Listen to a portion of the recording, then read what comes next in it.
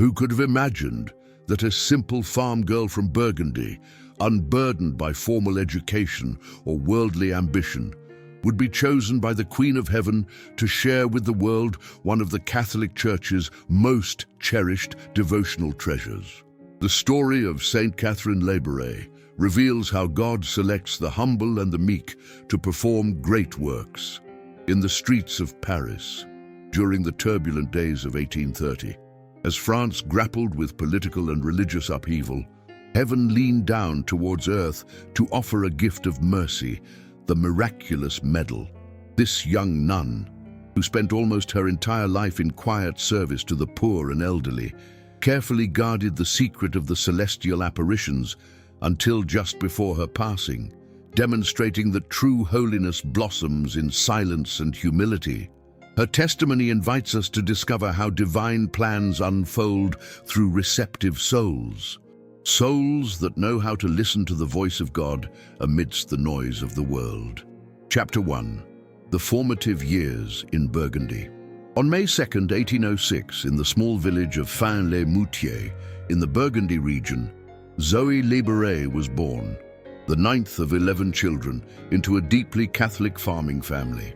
Her father, Pierre Labouré, was a hard-working farmer who cultivated the Lord's land by the sweat of his brow, while her mother, Madeleine Gontard, was a woman of unwavering faith who instilled in her children a love for prayer and the sacraments.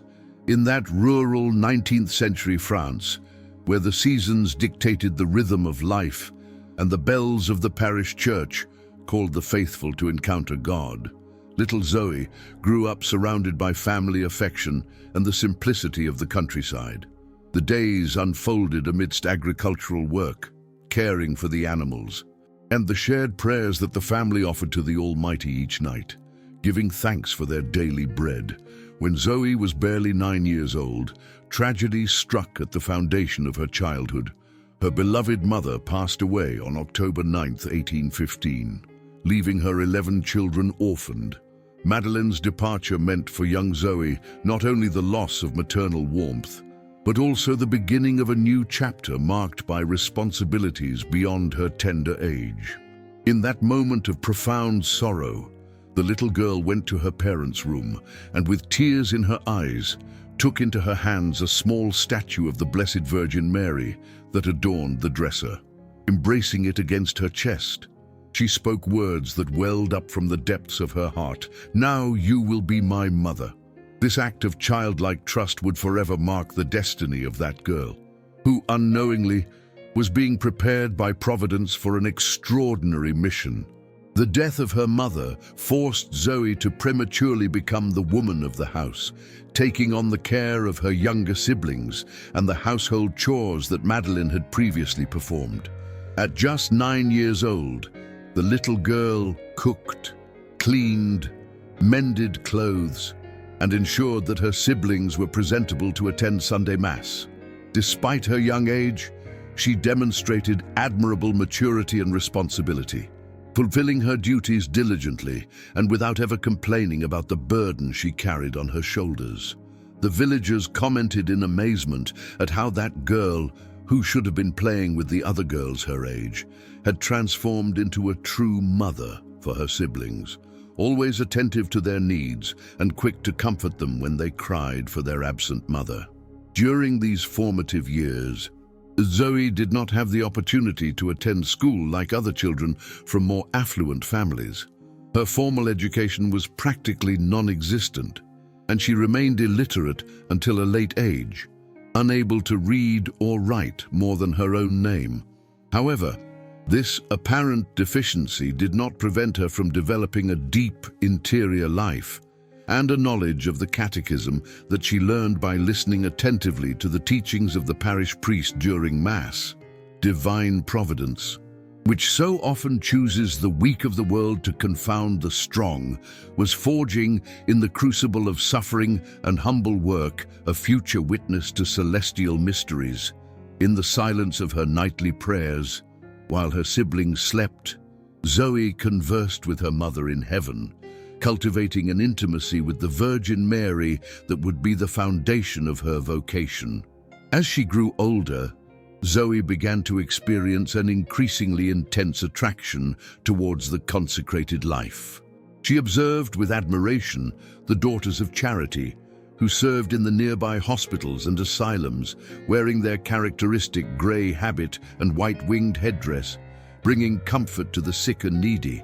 In her virginal heart, the seed of a religious vocation germinated, nourished by constant prayer and a burning desire to dedicate herself completely to the service of God and the poor.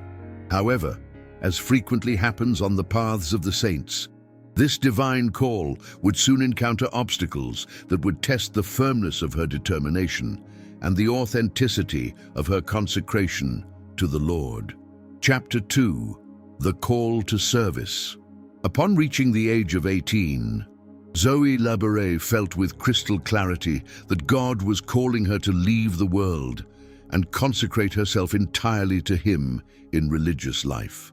The Daughters of Charity of St. Vincent de Paul exerted an irresistible attraction on her, for in them she saw the perfect combination of a life of prayer and active service to those most in need.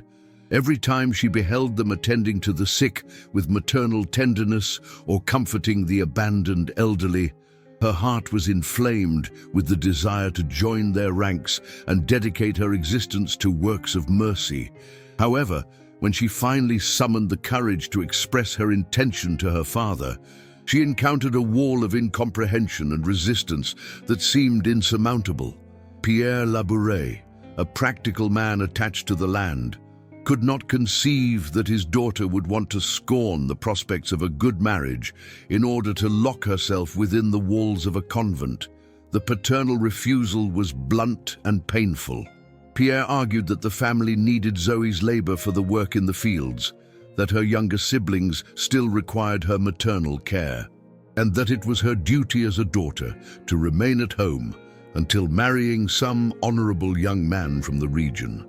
To reinforce his rejection and steer his daughter away from those religious fantasies, he decided to send her to Paris, to the home of her older brother, with the hope that the bustle of the city and contact with other realities would make her forget her conventual aspirations. Zoe, obedient and submissive as she had always been, accepted her father's decision without a peep, though inside she held firm to the certainty of her calling. In her heart, she trusted fully that the Blessed Virgin, her heavenly mother, would open the paths that seemed closed and lead her steps toward the destiny that God had mapped out for her. For an entire year, Zoe lived in Paris, working at her brother's establishment, a modest diner where she served customers with the same diligence and humility with which she had served her family back in Burgundy. Far from distracting her from her vocation, the experience of the big city further strengthened her desire to dedicate herself to God.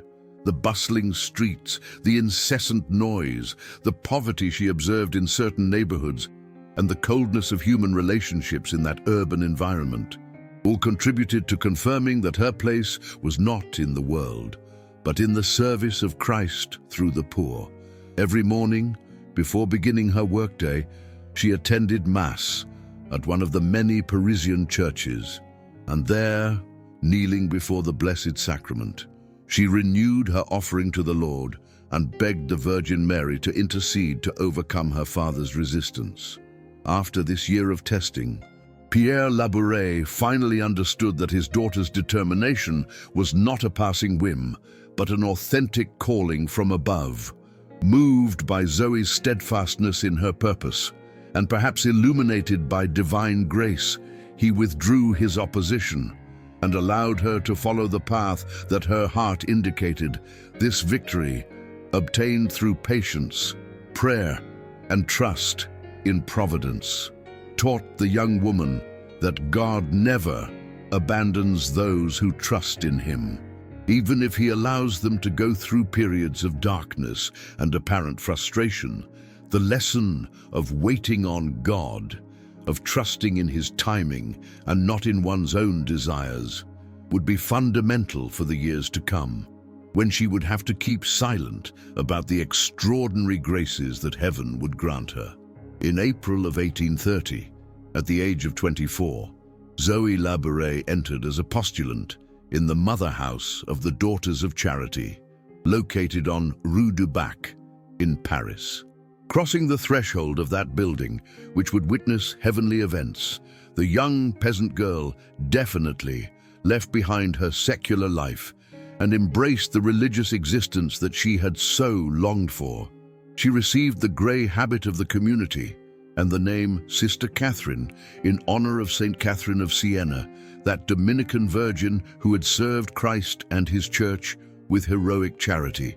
Thus began a new stage in the life of the humble daughter of Burgundy, a stage that would soon make her a privileged instrument of the Queen of Heaven to transmit to the world a treasure of grace and mercy. Chapter 3. The doors of the novitiate open. The mother house of the Daughters of Charity on Rue du Bac was a veritable seedbed of holiness, where young women from various corners of France prepared to follow in the footsteps of Saint Vincent de Paul and Sainte Louise de Marillac. Sister Catherine entered the novitiate at a particularly turbulent moment in French history. The country was going through a new political crisis, which would culminate in July of that same year with the revolution that would overthrow King Charles X. However, within those consecrated walls reigned a peace that the world cannot give, an atmosphere of prayer and charity that prepared the young novices to face any external tribulation with inner strength. The days were structured around liturgical prayer, the study of the gospel and the rules of the community, spiritual formation classes, and acts of charity with the poor who came to the door of the convent. Sister Catherine distinguished herself among her companions, not for brilliant intellectual gifts, for she was still illiterate and had to work twice as hard to learn what came easily to others, but for her profound humility and her fervor in prayer. She spent long hours before the Blessed Sacrament, exposed in the convent chapel, absorbed in silent contemplation, oblivious to everything around her. Her superiors noticed in her a special attraction for everything related to the Blessed Virgin Mary, whose images she contemplated with filial tenderness, as one who looks at the face of a beloved mother. During community recreation, while the other novices chatted animatedly, Sister Catherine usually remained silent, with a peaceful smile that denoted her inner peace, intervening only when she was asked directly, and always with measured and prudent words. From the first days of her novitiate, Sister Catherine began to experience mystical phenomena, which she received naturally, without alarm or vainglory. During Holy Mass, she frequently saw the heart of Saint Vincent de Paul, founder of the community, resplendent on the chest of his image, like a sun that radiated supernatural light. On other occasions, she contemplated Christ our Lord present in the Blessed Sacrament under various symbolic forms that spoke to her heart more than 1,000 words. These extraordinary graces, which would have disturbed many less balanced souls, were for Sister Catherine like familiar conversations with heaven, silent dialogues in which God prepared her spirit for the even greater revelations that were to come. She received them with simplicity, without commenting on them with anyone, keeping them in her heart as Mary kept all things, pondering them in her interior. The confessor of the novices was Father Jean-Marie Aladel, a priest of the Congregation of the Mission, who spiritually directed those young souls with zeal and prudence. Sister Catherine regularly went to the sacrament of penance, where she confessed her small faults with childlike sincerity, and received the paternal advice of her spiritual director. Father Aladel observed in this novice a solid and authentic piety, without traces of exaltation or sentimentalism, a virtue proven in the small things of each day. However, he still did not suspect that this humble peasant girl would soon be the instrument chosen by heaven to transmit to him a message of universal transcendence, a message that he himself would have the mission of taking to the church and the entire world. The formation that Sister Catherine received in the novitiate was shaping her spirit according to the Vincentian charism, to serve Christ in the poor, to see in each person in need the suffering face of the Savior. She learned that charity is not mere sentiment, but concrete dedication, daily sacrifice, inexhaustible patience with grumpy patients and complaining old people. The daughters of charity weren't cloistered nuns. They were active religious women who went into the streets, entered the most wretched slums, touched festering sores, and comforted broken hearts. This combination of deep inner life and tireless charitable action would be the hallmark of Sister Catherine's entire existence, carrying in her heart the secret of celestial apparitions, while her hands humbly served the least of God's kingdom. Chapter 4. The First Apparition of the Most Holy Virgin. On the eve of the feast of St. Vincent de Paul, July 18th, 1830, Sister Catherine retired to rest, her heart burning with the desire to see the Blessed Virgin Mary. During the day, the priest who had preached the retreat distributed small fragments of a surplice that had belonged to the Holy Founder. Sister Catherine received hers with devotion, keeping it as a precious relic. That night, before falling asleep, she placed the piece of cloth under her pillow and offered a fervent prayer to St. Vincent, begging him to intercede so that the Mother of God would deign to visit her. Her desire wasn't born of vain curiosity, nor a search for extraordinary experiences, but an expression of pure, filial love, longing to contemplate the face of the one she had chosen as her mother after the death of Madeleine Labouré. With this disposition of heart, she surrendered to sleep, trusting that God hears the prayers of the humble. At 11:30 that night, Sister Catherine was awakened by the sound of a voice calling her name. Opening her eyes, she saw beside her bed a radiant child, about 4 or 5 years old, dressed in white, radiating a supernatural light. The child said to her in a sweet but firm voice, "Sister, everyone is asleep. Come to the chapel. The Blessed Virgin awaits you." Sister Catherine, experiencing no fear, dressed quickly and followed the child, who led her through the corridors of the convent, miraculously illuminated as they passed. The doors opened on their own before them, without needing to be touched, and the candles of the oratory lit spontaneously when they entered, as if invisible hands had prepared the place to receive the Queen of Heaven. The child led her to the sanctuary, next to the spiritual director's chair, and instructed her to wait there because the Virgin Mary would arrive soon.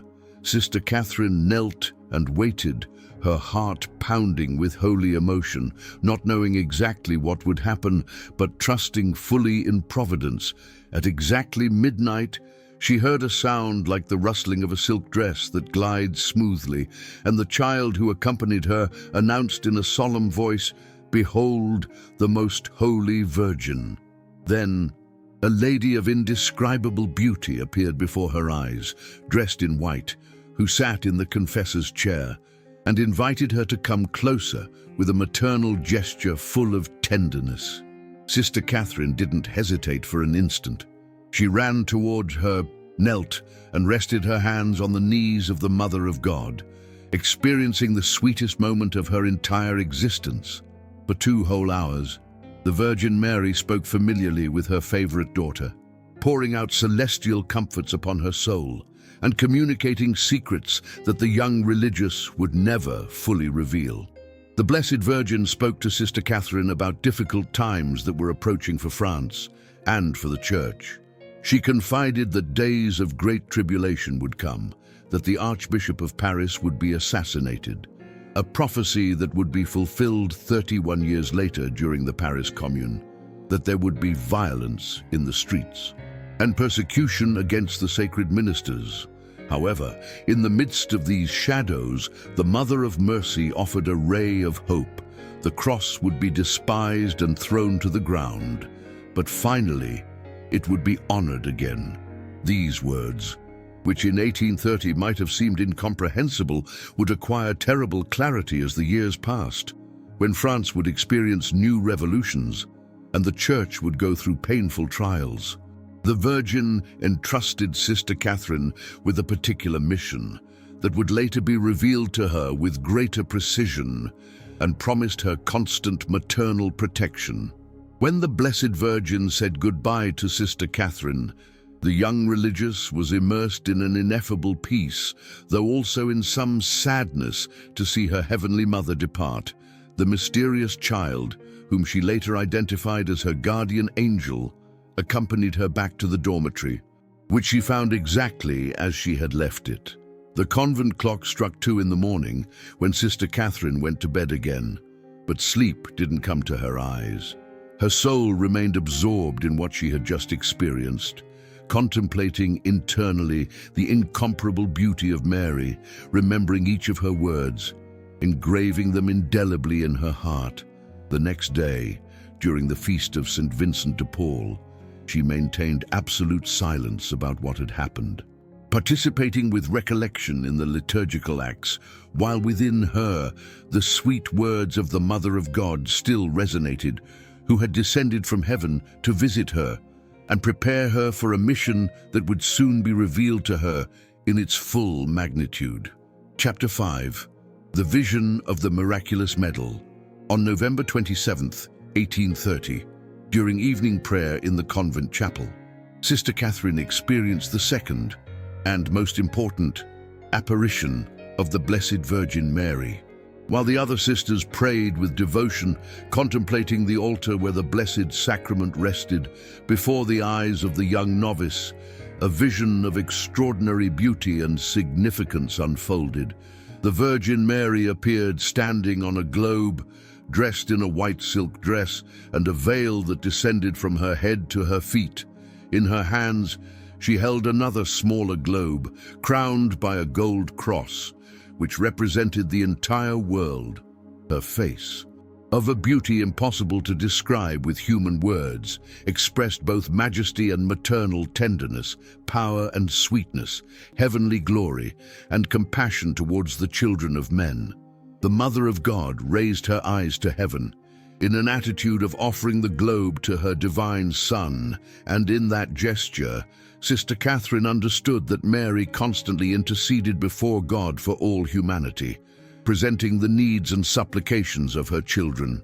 Suddenly, the Virgin's fingers were covered with resplendent rings, adorned with precious stones that emitted rays of light of various colors and magnitudes.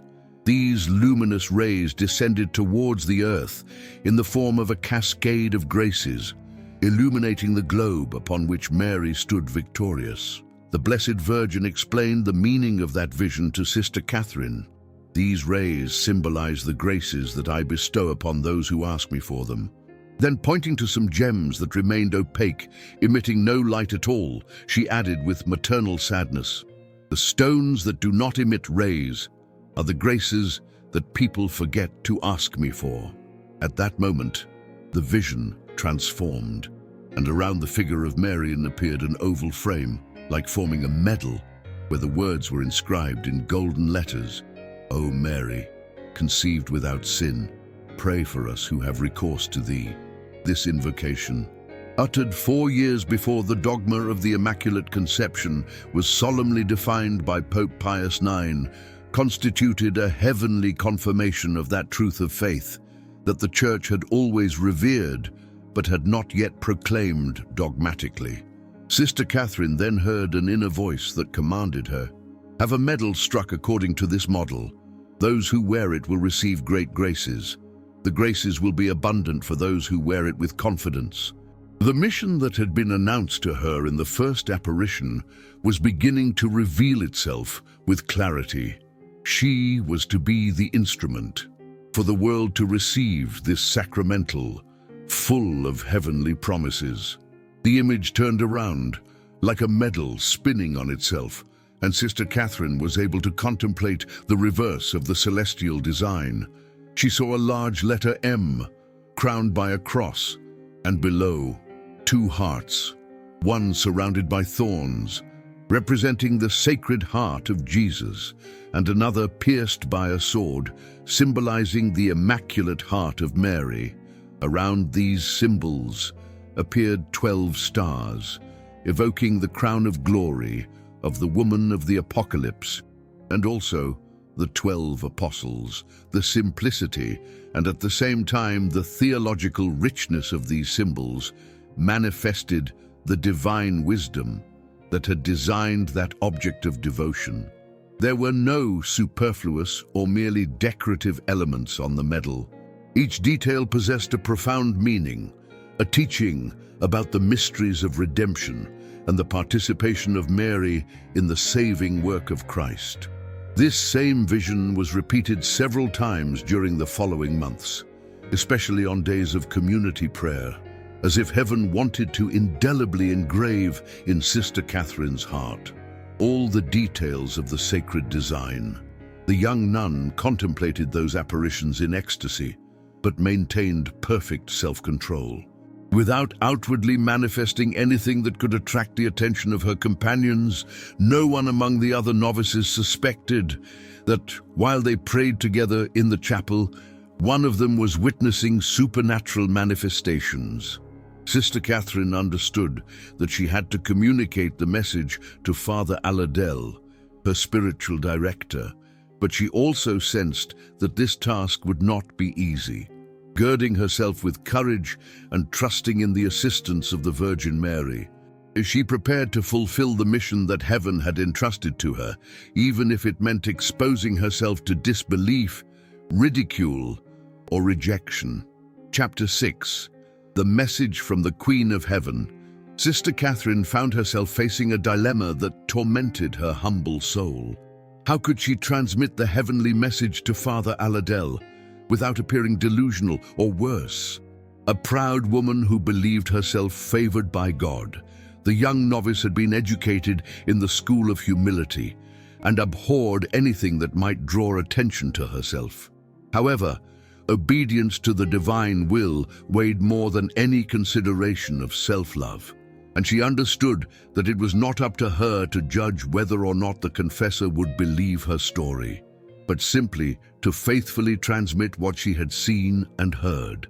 Finally, gathering all her courage, she revealed to Father Aladel the apparitions of the Blessed Virgin and the commission to have the medal struck. The priest's reaction was not what she expected. Far from enthusiastically welcoming the news, the confessor expressed skepticism and ordered her to dismiss those fancies and dedicate herself more diligently to her convent duties. Father Aladel, a prudent man trained in the solid theology of the Congregation of the Mission, knew well the dangers of spiritual illusionism and the traps that the enemy can set for pious souls, making them believe that they are experiencing heavenly favors. For 2 entire years, he subjected Sister Catherine to a rigorous discernment, interrogating her minutely about every detail of the apparitions, looking for contradictions in her story, testing her in multiple ways to verify the authenticity of her experience. The young nun patiently endured this scrutiny without becoming upset or offended, answering all the questions with simplicity, maintaining her testimony invariable, without adding or subtracting anything from what she had seen. This constancy, in the midst of incomprehension and distrust, was already an indication of the veracity of her words, for souls truly favored by God possess a peace and firmness that do not depend on human recognition. During this time of trial, the Blessed Virgin continued to appear to Sister Catherine, reiterating the commission to have the medal struck and expressing a certain urgency that this design should be fulfilled soon. On one occasion, Mary said to her with a tone of gentle reproach, "You will no longer see my daughter, but you will hear my voice in your prayer." These words were fulfilled to the letter.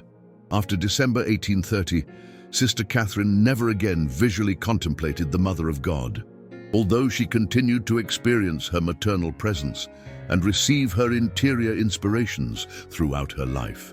Heaven had shown the seer all that was necessary for the mission entrusted to her.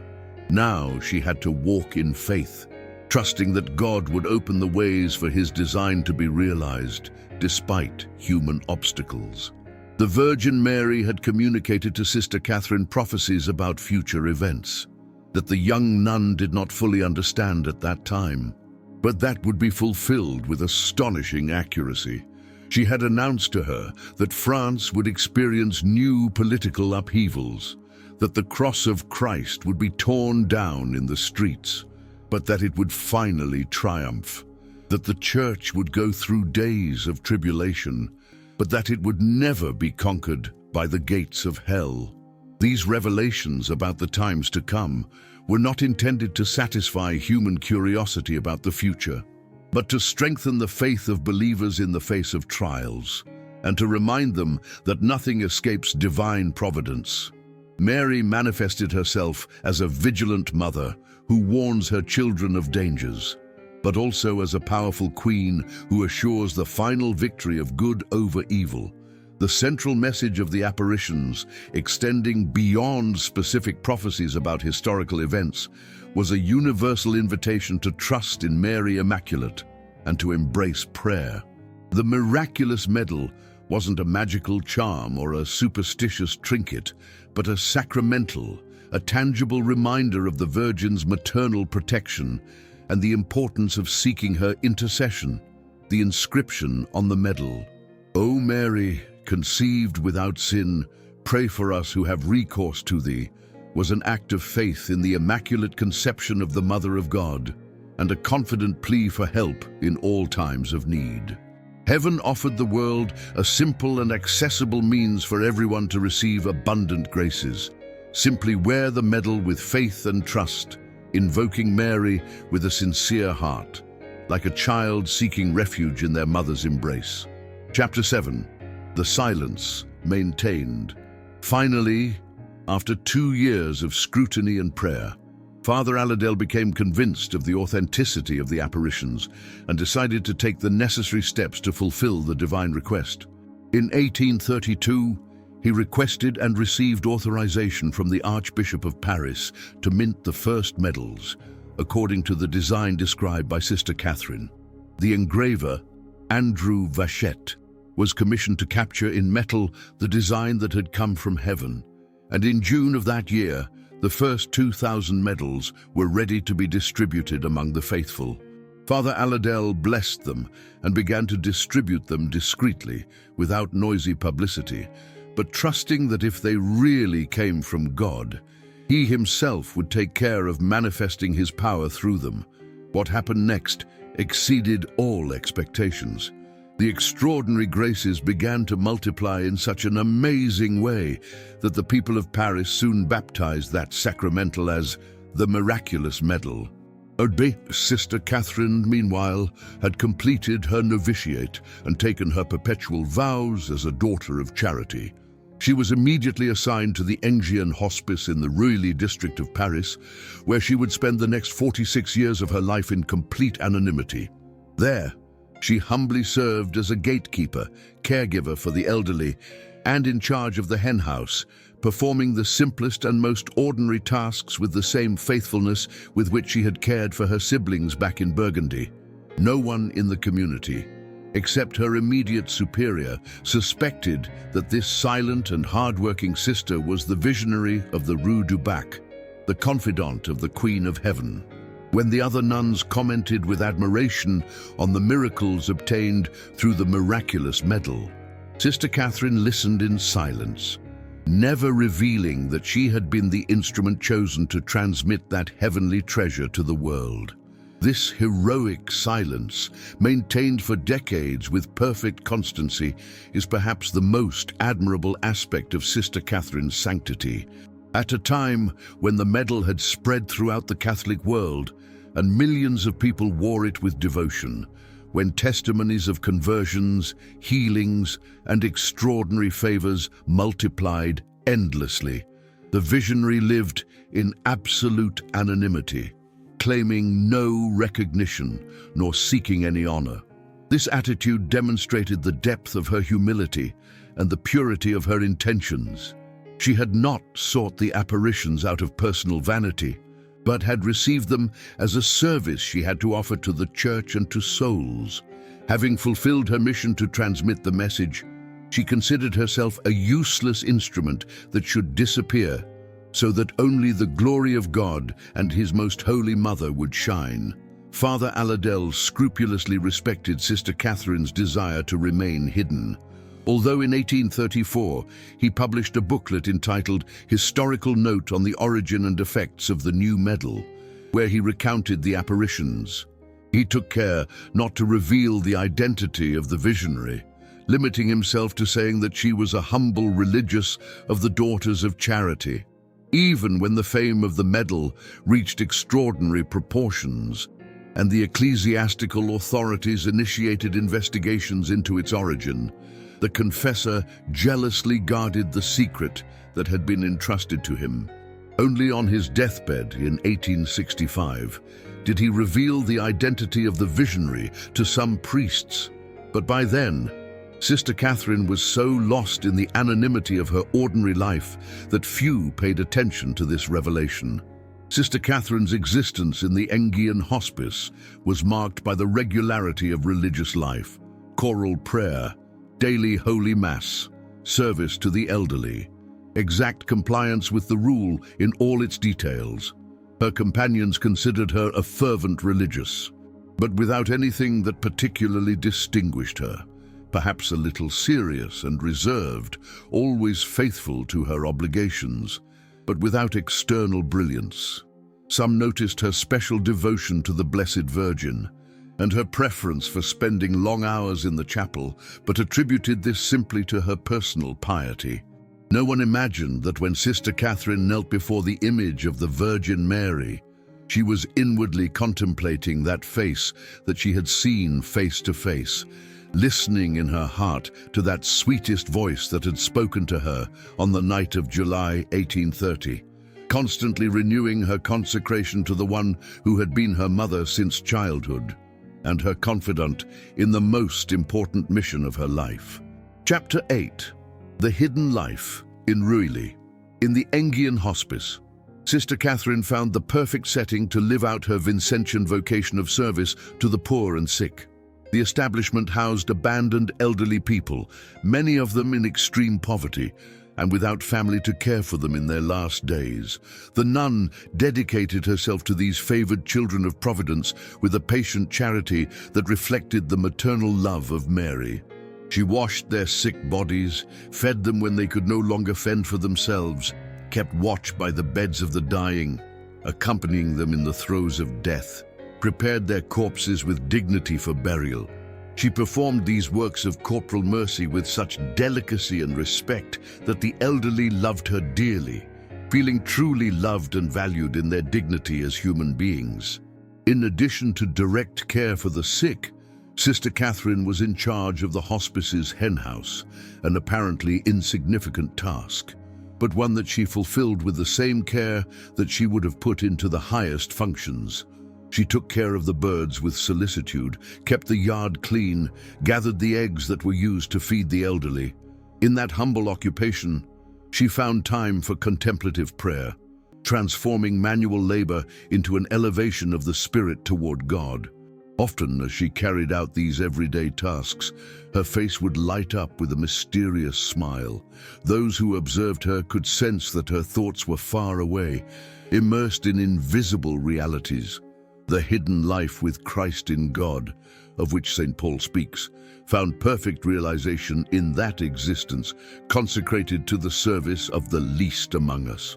The years passed monotonously on the outside, but inwardly, Sister Catherine lived in constant union with heaven. Although she never visually saw the Blessed Virgin again after 1830, she maintained an intimate and permanent dialogue with her, which nourished her soul and guided her decisions.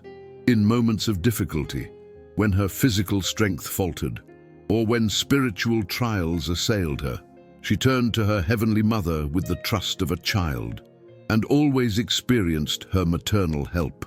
This life of pure faith, without extraordinary sensory supports, but sustained by unwavering trust, constituted the true solidity of her sanctity. Many souls seek spectacular mystical experiences, But Sister Catherine demonstrated that authentic holiness is forged in daily faithfulness to the duties of one's state in life. During these long years of silent service, Sister Catherine witnessed the fulfillment of the prophecies that the Virgin Mary had communicated to her. In 1848, France experienced a new revolution, which overthrew the monarchy of Louis Philippe. In 1871, during the terrible Paris Commune, Archbishop Monseigneur Darboy was indeed assassinated, just as Mary had announced 40 years earlier. The streets of the capital were stained with blood, convents were desecrated, crosses were torn down. However, each time these events occurred, Sister Catherine remembered the comforting words of the Mother of God. After the storm would come peace. The cross would be honored again, and the Church would emerge purified from the trial. This supernatural certainty gave her an unwavering peace amidst the tribulations that shook French society. In 1876, when Sister Catherine was 70 years old, she felt the inner inspiration to reveal a final aspect of the apparitions that she had kept secret until then. She confided to her superior, Sister Dufesse, that the Blessed Virgin wished for a statue to be erected. According to the model she had contemplated in the first part of the vision of November 1830, Mary standing on the globe, with rays of grace streaming from her hands. This statue was to be placed in the chapel of the Rue du Bac, in the exact place where the apparition had occurred. The superior, unmoved by the revelation and convinced of its authenticity, took the necessary steps to fulfill this heavenly desire. The statue was sculpted and placed in the indicated site, becoming a focal point of pilgrimage for countless devotees who came to venerate the Virgin of the Miraculous Medal. Chapter 9. The Fruits of the Medal. From the very moment it began to be distributed, the Miraculous Medal manifested the power of Mary Immaculate's intercession so evidently that even the most skeptical minds had to acknowledge supernatural intervention. The conversions of hardened sinners multiplied in an astonishing way. Atheists, who for years had blasphemed against God and His Church, upon receiving the medal and pronouncing the prayer inscribed on it, experienced radical transformations that led them to the confessional and to a profoundly Christian life. Jewish people, who had resisted all theological arguments, when wearing the medal, felt inwardly moved to know Christ and asked for holy baptism. Protestants, hardened in their opposition to the Catholic Church, after invoking Mary with the words of the medal, recognized their errors and were reconciled with the See of Peter. The testimonies of physical healings reached such proportions that ecclesiastical authorities had to organize medical commissions to examine the most notable cases. Patients, given up by medical science, suddenly recovered their health after invoking the Virgin of the Miraculous Medal. Paralyzed people walked again, blind people regained their sight, and people tormented by incurable ailments experienced complete relief. These prodigies were not limited to France, but spread throughout the Catholic world, from the missions of China to the Argentine Pampas, from the poor neighborhoods of London to the plantations of Louisiana. Wherever the medal arrived, testimonies of extraordinary favors obtained through the intercession of Mary Immaculate sprang up. One of the most celebrated cases was the conversion of Alphonse Ratisbonne, an Alsatian Jew, who in 1842 visited Rome with clearly hostile intentions toward Catholicism. A Catholic friend, the Baron de Bussière, had placed a miraculous medal around his neck almost as a joke, challenging him to pray the Memorare of Saint Bernard. Ratisbonne accepted the challenge with sarcasm, but upon entering the church of Sant Andrea del Frate to wait for the Baron who was settling matters of a funeral, the Blessed Virgin appeared to him exactly as she appears on the medal. The vision instantly transformed his heart. He fell to his knees weeping, asked to be baptized, and later was ordained a priest. dedicating his entire life to the service of Christ. This event, meticulously investigated and documented, constituted a public and spectacular confirmation of the authenticity of the apparitions of the Rue du Bac. The spread of the medal was truly prodigious. By 1836, just 4 years after its first minting, 2 million copies had already been distributed. By 1842, the figure reached 10 million. Towards the end of the 19th century, it was estimated that more than 1 billion medals had been blessed and given to the faithful throughout the world. Popes, bishops, priests, and missionaries actively promoted it as a powerful means of obtaining graces and of propagating devotion to Mary Immaculate. Pope Pius IX himself, who in 1854 would solemnly define the dogma of the Immaculate Conception, wore the medal on his chest and attributed numerous personal favors and favors for the Universal Church to the intercession of the Virgin of the Rue du Bac. The spiritual fruits of the medal were even more abundant than the external prodigies, although less spectacular and documented. Countless souls found in the small prayer inscribed on it, "O Mary, conceived without sin, pray for us who have recourse to thee," a simple and powerful prayer that accompanied them in all moments of the day. Mothers taught their children about it as the first act of Marian devotion. Soldiers recited it in the trenches of the wars that devastated Europe. Missionaries used it as a bridge to bring pagans closer to the knowledge of Christ through his most holy mother. The sick whispered it in their beds of pain, finding comfort in Mary's maternal closeness. Thus, that design that had descended from heaven fulfilled its mission, to pour out upon the world the torrents of grace that flow from the immaculate hands of the Mother of God. Chapter 10. The transition to eternal life towards the end of 1876. Sister Catherine's health began to visibly decline. Her 70 years of age and decades of unceasing work had worn down her physical constitution. However, she continued to fulfill her obligations with the same fidelity as always, without complaining about her ailments. Only her superior noticed the signs of fatigue and the effort it took her to perform tasks that she previously executed with ease. In recent months, she stated on several occasions that her end was near, but she did so with the serenity of someone who expects to meet the beloved of her soul soon. On December 31st, 1876, Sister Catherine had to take to her bed permanently. The illness progressed rapidly, but her spirit remained luminous and at peace. She received the last sacraments with lucidity and devotion, consciously preparing herself for the great encounter with God. During these final days, surrounded by her sisters of the community who prayed beside her bed, she frequently kept her eyes raised towards heaven, as if contemplating invisible realities. On her lips was that mysterious smile that they had so often observed in her, just hours before expiring. Sister Catherine made one last revelation that profoundly moved those who heard it. She called some sisters to her side and confided the secret that she had kept for 46 years. She was the visionary of the Rue du Bac, the one to whom the Most Holy Virgin had entrusted the task of having the miraculous medal struck.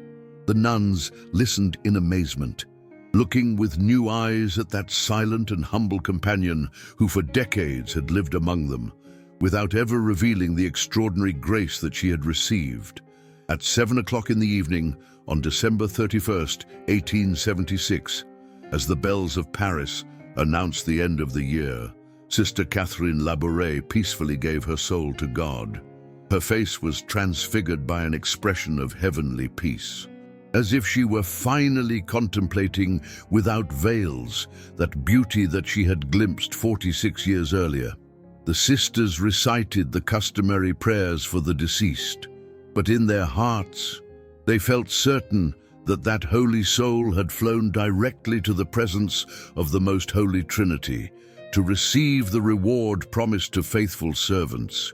When in 1933, her remains were exhumed as part of the beatification process, Those present were astonished to see that the body remained incorrupt after 57 years in the tomb. The flesh retained its flexibility. The features of the face remained recognizable. The blue eyes shone as if they were alive. This miracle constituted a seal of the holiness of that humble nun and a confirmation of the authenticity of her mission.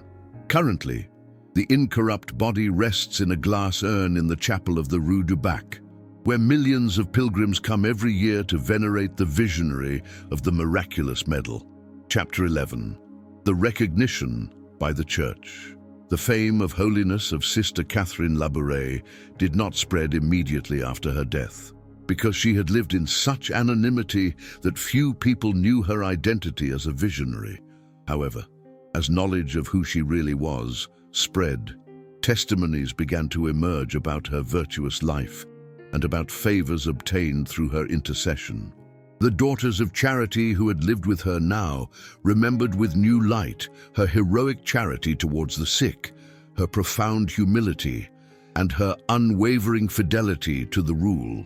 In 1895, barely 19 years after her death, the diocesan information process for her cause of beatification was opened in Paris.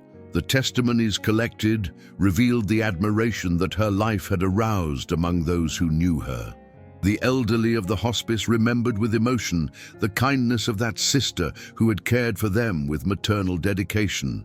The nuns testified about her spirit of prayer, her voluntary mortification, and her serene joy in fulfilling the most humble duties. On May 28, 1933, Pope Pius V solemnly proclaimed Catherine Labouré blessed in St. Peter's Basilica in Rome. Thousands of pilgrims gathered to honor the visionary of the Miraculous Medal. The Holy Father emphasized in his homily how God chooses the small and humble to confound the wise of the world, and how authentic holiness does not require noisy works, but perfect fidelity to the divine will in the ordinary circumstances of life. 20 years later, on July 27, 1947, Pope Pius V raised Blessed Catherine Labouré to the altars, inscribing her in the catalogue of the saints of the Universal Church. This canonization definitively sealed the ecclesial recognition of her heroic holiness and of the authenticity of the apparitions of the Rue du Bac. The humble peasant woman from Burgundy, who never learned to read or write, who spent 46 years caring for the elderly, was proclaimed a saint by the Bride of Christ, and presented to the world as a luminous example of the wonders that divine grace can work in docile souls. November 27th, the anniversary of the apparition in which the Most Holy Virgin showed the design of the Miraculous Medal, was designated as her liturgical feast day. The daughters of charity throughout the world especially honor their holy sister, recognizing in her the purest expression of the Vincentian charism. Millions of Catholics who wear the Miraculous Medal and have experienced Mary's maternal protection invoke with confidence the intercession of Saint Catherine, knowing that she who was confidant of the Queen of Heaven on earth now enjoys her intimacy in glory. Chapter 12. Prayer to Saint Catherine Labouré. O glorious Saint Catherine Labouré, humble daughter of charity, who was chosen by the Queen of Heaven to transmit to the world the treasure of the Miraculous Medal, deign to hear the supplications that with filial confidence I raise to your intercession. You who contemplated the immaculate face of Mary Most Holy and heard from her virginal lips words of comfort, obtain for me the grace to love the Mother of God with the same ardent love that inflamed your heart. Teach me to turn to her in all my needs, with the simplicity and confidence of a child. Saint Catherine, sublime model of humility, you who knew how to keep the secret of the heavenly apparitions in silence, never seeking human honor or recognition, obtain for me from the Lord the grace to flee from vainglory. Help me to find my joy only in doing God's will. Even if no one appreciates my efforts, may I learn from your example to live hidden with Christ in God, faithfully fulfilling the duties of my state, trusting that the Heavenly Father sees in secret and will reward every act done out of love.